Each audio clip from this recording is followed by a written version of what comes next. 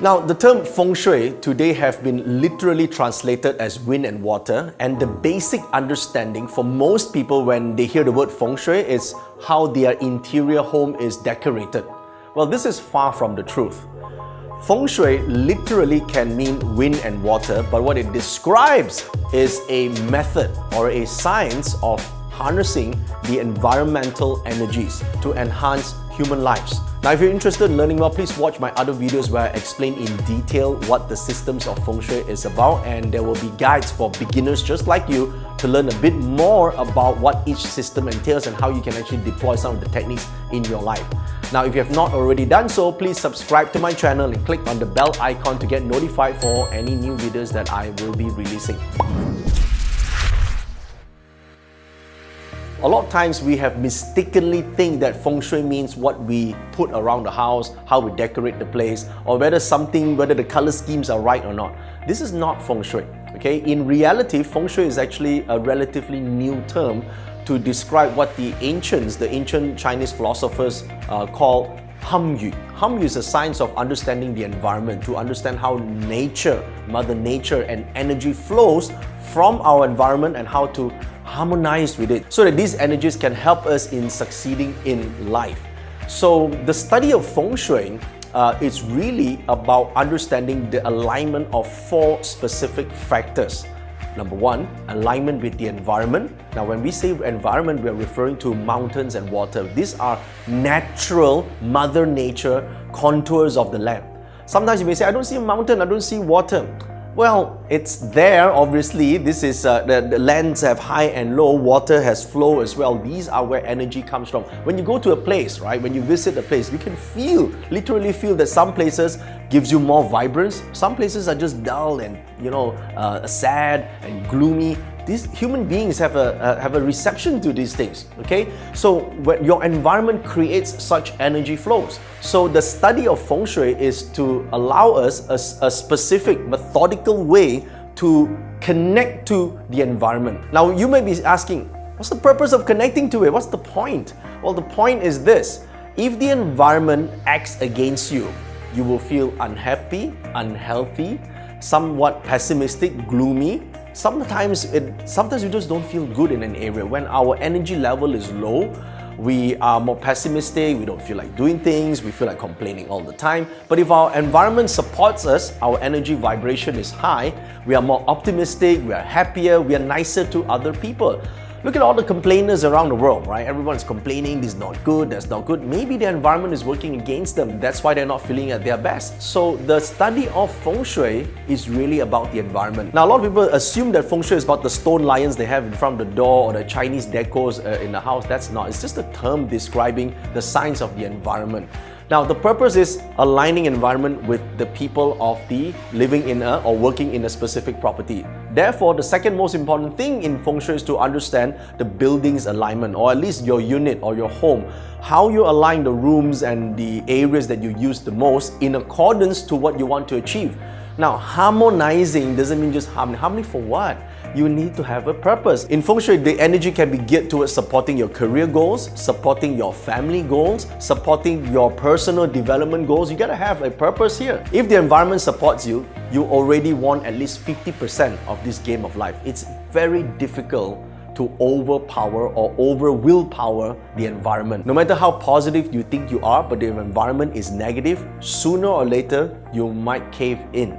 That's why we need the environment to be positive, to support us. So the first and foremost principle of Feng Shui is to understand what are the energies of the environment and how we can tap to it. It is not what we place in the house. People think that, hey, this Buddha statue is the one that caused the Feng Shui. It's not. It's just an item in the house. No items in the house can deflect the qi. It's all about understanding the 5 elements, which is a variation of that vibrational energy that we talked about, how we can align to it, because we are also a vibrational energy form. And so if we vibrate at the correct alignment, we get positive outcome. When we clash with that alignment, that's a negative outcome. So think about it this way. So if our energy level is high, we have less illness, we're more optimistic, we're happier. And as a happier person, people around us will also be happy. They'll be impacted by our own happiness. Our vibration can affect other people. If the energy of the home is not good, if Feng Shui is not good, generally you go home, you argue with people, you see your wife's face, you want to vomit. It's a lot of things that, cause you to feel uneasy at home. Illness after illness, problems after problems. If you're suffering from that, it's quite likely that your Feng Shui is not good.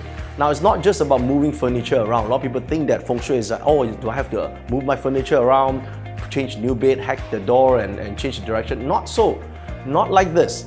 You got to understand that Feng Shui is about alignment. But sometimes the alignment is fairly simple, because in the house, you obviously, or in your studio apartment, there must be some space that you'll be using for sleeping, you'll be eating, you'll be watching TV, watching Netflix. The areas that you use the most, you are subject to the vibration of that area. This whole study is Feng Shui.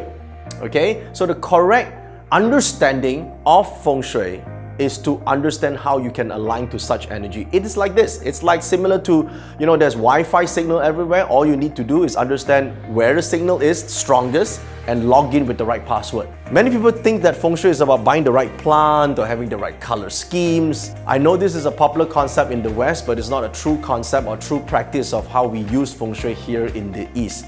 When we do Feng Shui for corporations or business people, for business tycoons, we don't go in there and say, you know what, your IBM logo shouldn't be blue, it should be red. That's bullshit. Yeah, so it's not about the colors. The colors impact how you feel about things psychologically, but it doesn't change the chi that we talk about in Feng Shui. In Feng Shui, the energy, when we use the terms dragons, mountain dragons and water dragons, is just to describe contours of land and how the flow from the external come into the property. So to truly practice Feng Shui, you got to understand the four main factors that influence Qi flow. Number one, environment. Number two, building. Number three, the residents or the people, their own personal date and time of birth. And number four, time aspects. So when you understand these four components and understand how this works in unison, then you are practicing Feng Shui. Now, in Feng Shui itself, there are many different schools. I'm sure you have probably heard that this master says that or that practitioner say that. Why is it so conflicting? That is because their perspectives are different.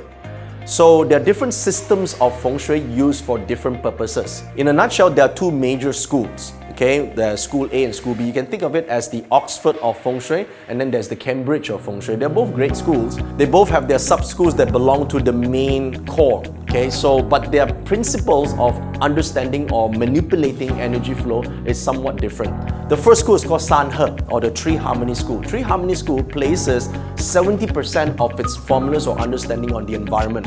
It's like the evergreen model of Feng Shui. When we say evergreen model, it means that this school of Feng Shui, Sanhe, the Three Harmony School, says that if you select the right property in the right location with the correct alignment, you don't have to do adjustments on a 20 or yearly basis. You don't have to do major changes in the short run, because you already got the big picture done. Once you select the right location, the right mountain formations and water, these are unlikely to change in the long run, right? So you get the overall slow but steady approach. Then there's the San Yuan system. San Yuan means three-cycle system. Three-cycle system largely places its importance on the time cycle. So it says that, hey, place less importance on the landforms, but more important on the cyclical changes of energy. So they will take the direction, the location, the sectors within a property, and look at what energy affects that specific area at a specific point in time. So it's time-based. So they keep changing or moving around the house or realigning the house so that it is in sync with the changes through time. Now, which school is better? It's a difficult question to answer, but I can put it this way. The evergreen model, the Sanhe system, is better if you're doing development projects. For example, if I'm engaged to look at a development project with 500 houses, or you're talking about a township planning, which we have done before for our clients, we got to look at long term. We can't keep changing every single unit every single year. Whereas if you're doing for an individual client, right, or if you're using Feng Shui individually, you want to see results like this year, right, or in the next couple of months. You don't want to wait like 30 years before you see the major improvement, major changes in your life. You want to see immediate changes. So San Yuan is better for smaller but immediate changes, whereas Sanhe, which is Three Harmony, is better for long-term evergreen model that slowly but surely you gain success. So really in our practice of Feng Shui, classical Feng Shui is the term that I use for authentic or original Feng Shui. It's a combination of both. It depends on the needs of the client or yourself, whatever goals that you want to achieve. So most of the time, because we practice this on an individual level, we use San Yuan, the 3-cycle system. The 3-cycle systems include subsystems like Flying Star Feng Shui, for example, or annual, yearly Feng Shui. Some of you might have heard this term before, that changes every single year. Now you may say, what? I need to change every single year? Well, we have goals every single year, right? We have different needs, different purpose, right? Different things to solve. Things that you need to solve on a timely basis, the best to do is look at the 3-cycle system. Whereas if you are investing, whereas if you are a big developer talking about major development, you're going to build a 50-story building, for example, you can't change every single year. So we're going to look at the long-term cycle. That's when we use the 3 harmony systems. In Feng Shui, it's a combination of both when you want to get the results for your life, because we all have long-term goals. We have 5-year, 10-year goals. Our 5-year and 10-year goals, we look at big picture. Okay, me for instance, for example, when I first started in my Feng Shui career, you know, I was a nobody. I was 19 years old. It's very difficult to get clients. It's very difficult to, you know, be competitive to all the older masters who are out there who've done this for like 30, 40 or 100 years. So how do I do that? I need to position myself. I got to find a piece of land or move to an area where the landforms, the environment is good to be able to support the capacity or the dream that I want. But in order to achieve that, I also need to make yearly adjustments to make sure I hit my yearly targets, my yearly goals. So I use a combination of both systems simultaneously. So we call this 综合. 综合 means a combination of 2 systems. Now, on the surface level, it looks a bit complicated, but really it's just long-term and short-term goals. If you understand that in life we have long-term goals, what we want in 5 to 10 years time and what we want to achieve in the next 3 months, you know that this is basically how, you know, Feng Shui is applied.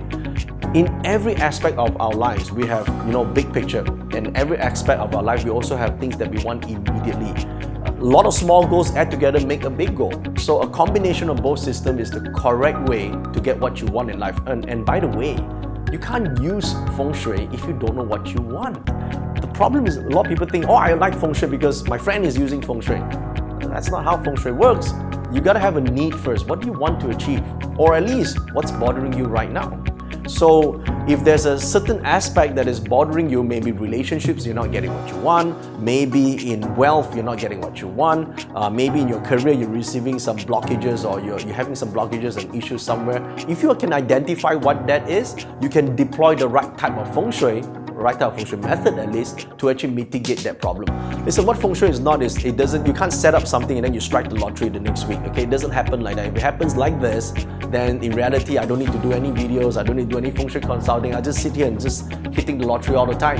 It's not possible. People have the wrong concept of Feng Shui. That's not how Feng Shui works, because we're talking about vibrational energies from our environment that supports us being a better human being. So that takes time, okay? So I know one of the questions that you guys might be asking is, how long does it take to work? Well, for the short-term Feng Shui, the 3-cycle, the San Yuan method, it can be as fast as 2 weeks to a month, or it can take maximum up to a year. Whereas for the long-term Feng Shui, you might need to wait a few years before you actually see the results.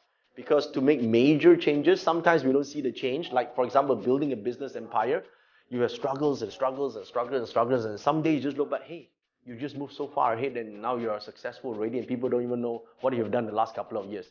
So a lot of times there's a lot of hard work, perseverance needed, but with the long-term Feng Shui in place, most likely you reach your goal. You have the determination and the motivation to succeed. It changes your personality from the core. Whereas San Yuan system changes the circumstances, maybe alters the events and impacts that it has on your life. So that both systems have its strengths. You just need to understand which is needed at any point in time to achieve your goals in your life.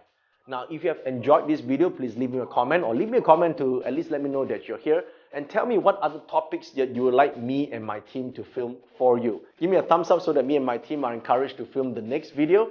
And please, I do appreciate if you can share this video with all your friends.